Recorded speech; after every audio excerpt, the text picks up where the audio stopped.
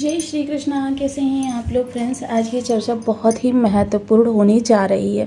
जैसे कि हम सभी लोग जानते हैं, पिछले समय में आपके कर्म की जो स्थिति है वो बहुत ज़्यादा बढ़ी हुई रही है, क्योंकि शनि देव महाराज लग्न में बैठे हुए हैं और लग्न में बैठा हुआ ग्रह जो है आपके 12 भावों को प्रभावित करता है। आपकी इस दौरान बहुत ज़्यादा आर्थिक रूप से तो आपकी जैसे समृद्धि रही, लेकिन आपके कर्म की अधिकता रही। वर्क स्ट्रेस बहुत ज़्यादा रहा। आप स्वयं को मानसिक चिंताओं से, देखिए मानसिक चिंताएं कभी आपके परिवार की तरफ से नहीं, जैसे ही आप वहां से निवारण प्राप्त कर पाए। आर्थिक चिंताओं से जैसे ही निकल पाए, आपने देखा कि आपके सामने प्रोफेशनली कई सारे चैलेंजेस उपस्थित हुए, जिसकी वजह से पिछले समय में आपने देखा कि आपको काफ़ी ज़्यादा निगेटिविटी का सामना करना पड़ा। लेकिन अब स्थितियाँ एकदम विपरीत होने जा रही हैं। ग्रह अपने शुभत्व में 2 कदम ऊंचाई लेने जा रहा है। 2 कदम ऊंचाई क्यों? क्योंकि महत्वपूर्ण है कि ग्रह हमारा बैठा कहाँ है। ग्रह हमारा बैठा है वर्तमान समय में द्वादश भाव में। द्वादश भाव बहुत महत्वपूर्ण भाव होता है। द्वादश भाव आपके व्यय को नियंत्रित करता है। अब मान लीजिए आपका ये भाव बहुत ज़्यादा प्रबल है, ये भी बहुत ज़्यादा प्रबल है, लेकिन यदि इन तीनों से ज़्यादा प्रबल ये भाव हो जाए तो फिर स्थिति क्या होगी।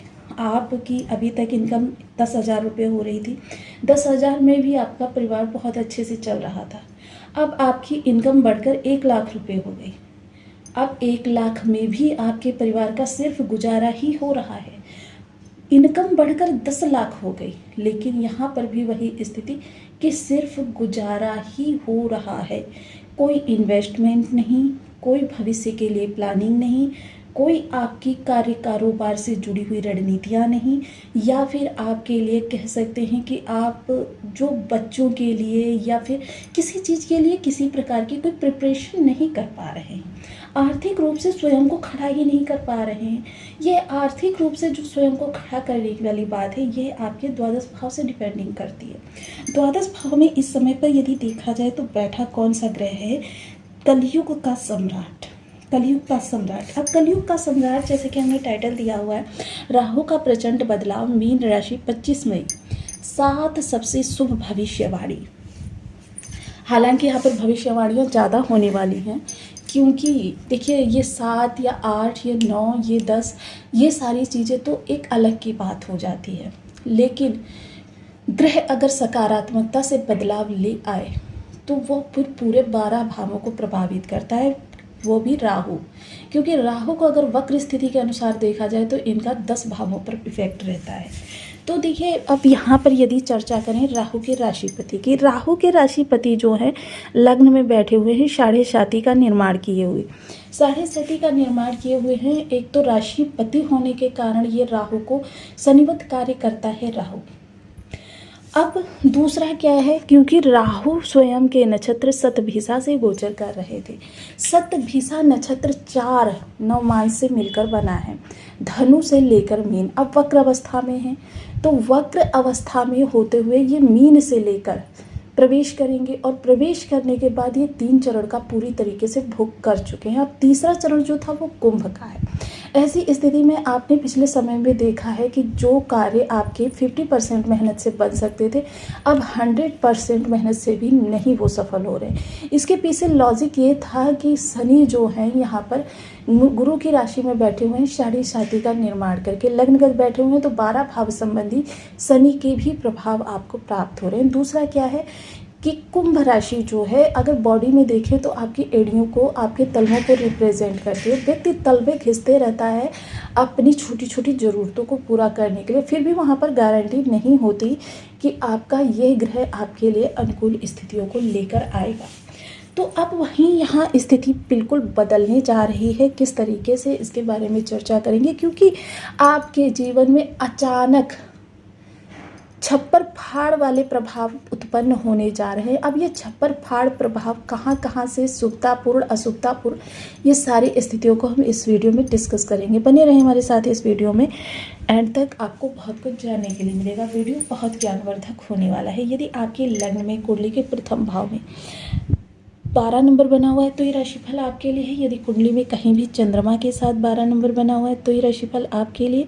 कुंडली ना होने की स्थिति में आप इसे नाम राशि से भी देख सकते हैं। यदि अभी तक आपने अपने इस चैनल को सब्सक्राइब नहीं किया है तो प्लीज़ सब्सक्राइब कर लीजिए, वीडियो को लाइक कर दीजिए, चैनल को शेयर कर दीजिए। इससे होगा क्या कि हमारे आने वाले हर वीडियो की नोटिफिकेशन मिल सकेगी आपको सबसे पहले। एक प्यारा सा कमेंट करना बिल्कुल ना भूलें। कमेंट से हमें बहुत मोटिवेशन मिलता है, हौसला मिलता है और ये पता चलता है कि आप और क्या जानना चाहते हैं।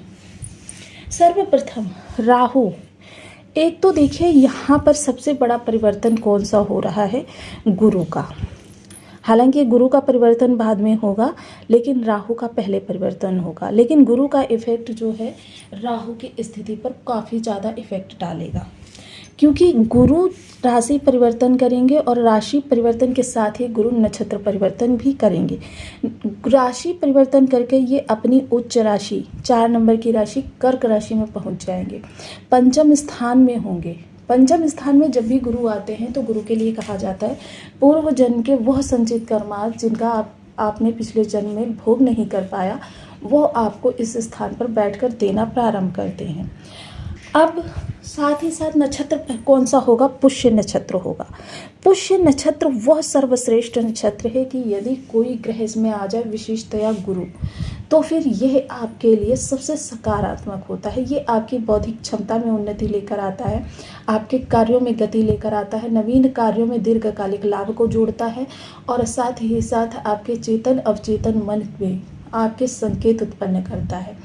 अब यह बहुत अच्छी स्थिति इस समय पर आपके सामने आने जा रही है, क्योंकि गुरु के राशि परिवर्तन करने का इफेक्ट जो है सीधा सीधा शनि पर पड़ेगा। यहाँ पर जो शनि आपके लिए मेहनत और आपकी कर्मठता को बहुत ज़्यादा बढ़ा रहे थे, चैलेंजेस को बहुत ज़्यादा उपस्थित कर रहे थे, वो अब आपके घटकर ओनली 30% रह जाने वाले हैं। वहीं जब शनि शुभ होंगे तो सीधा सीधा इफेक्ट राहु पर पड़ेगा। राहु पर पड़ेगा जो ये इफेक्ट उसका देखिए, और दूसरा राहु पर इफेक्ट क्या पड़ेगा कि राहु 25 तारीख को अपना नक्षत्र क्षमा करें नवमांश परिवर्तन करें। 2 अगस्त को ये अपना नक्षत्र परिवर्तन करने जा रहे हैं। 2 अगस्त तक ये अब कुंभ राशि को छोड़कर मीन के नवमांश में गोचर करेंगे। अब मीन क्षमा करें यह अब धनु का नवमांश भोग करेंगे। धनु जो लक्ष्य का प्रेरक है, लक्ष्य को दिखाता है। अब सबसे बड़ी बात इस समय पर क्या होने जा रही है कि एक तो देखिए पंचम दृष्टि यहाँ रहेगी, सप्तम दृष्टि यहाँ रहेगी और नवम दृष्टि यहाँ रहेगी, यानी शनि पूरी तरीके से गुरु के शासन में होंगे। यानी कि शनि की जो ये प्रचंडता है या शनि की उग्रता है ये काफ़ी हद तक कम हो जाएगी। अब जब ये शनि की कम होगी तो मजबूरन राहु को भी शुभ रूप लेना ही पड़ेगा। 3 प्रकार से यह जो है राहु को इफ़ेक्ट करेंगे। अब 3 प्रकार से जब राहु को इफ़ेक्ट करेंगे, कारक स्थान पर बैठकर शुभतापूर्ण तरीके से और अतिचारी चाल चलते हुए, तो यह सबसे बड़ा इफेक्ट रहने वाला है राहु पर। अब राहु सबसे पहले आपकी जितनी भी समस्याएं हैं उनके, क्योंकि मस्तिष्क को कंट्रोल करने का कार्य करता है राहु। अब मस्तिष्क में ओवरलोडिंग, आपके डिप्रेशन, आपकी ओवर थिंकिंग, ये सारी चीज़ें जो चलती रहती हैं, ये चीज़ें सबसे पहले निकालने का प्रयास होगा। अब निकलेंगी किस तरीके से कि जब आप मस्तिष्क में यानी कि आपके जीवन में समस्याओं का अभाव होगा तो जाहिर सी बात है मस्तिष्क भी रिलैक्स फील करेगा। तो ये सबसे पहले। दूसरी, विदेश संबंधी कार्य। विदेश संबंधी कार्यों में जो आपके अभी तक अनुकूलता नहीं आ पा रही थी, कोई गति नहीं दिखाई दे रही थी, वो अब आपको दिखाई देगी, जिसकी वजह से आप काफ़ी प्रसन्नचित रहने वाले हैं। विदेश संबंधी कार्यों से यदि कार्य कारोबार को जोड़ दिया जाए।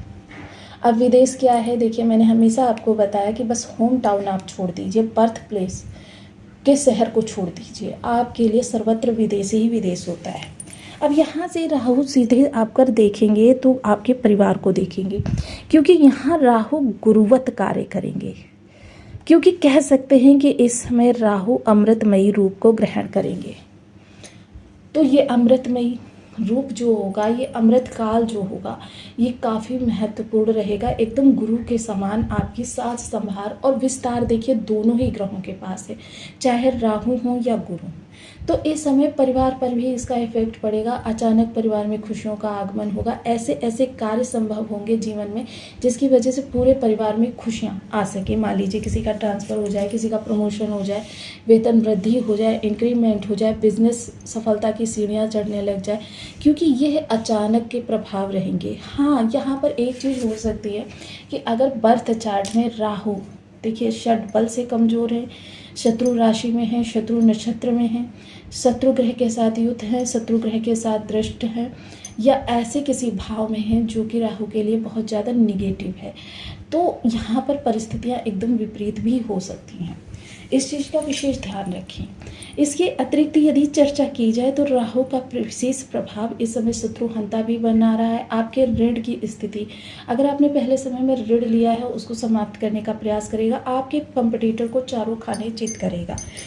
और नवम दृष्टि जो अष्टम स्थान पर जाएगी, ये भी काफ़ी महत्वपूर्ण रोल प्ले करेगी इस दौरान आपके जीवन में, क्योंकि नवम दृष्टि जो है सबसे पहले, क्योंकि अगर अभी तक आप अपनी मंथली इनकम से अपने परिवार की आवश्यकताओं को पूरा नहीं कर पा रहे थे, तो यह समय समय पर आपके अचानक धन लाभ के योग बनाएगी, जिसकी वजह से क्या होगा, आपकी पारिवारिक ज़रूरतें भी पूर्ति होती रहेंगी और आप प्रसन्नचित्त भी रहेंगे। आर्थिक आपके सामने क्राइसिस नहीं उपस्थित होंगे।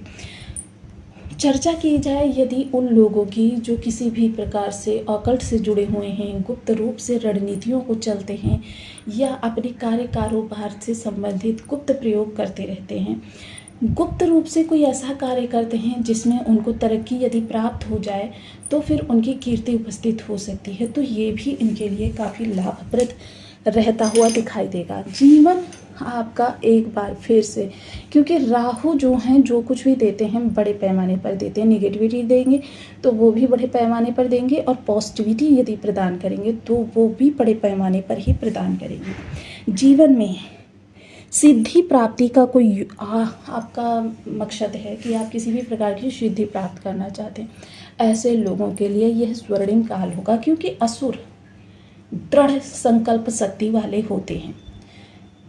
जब इन्होंने संकल्प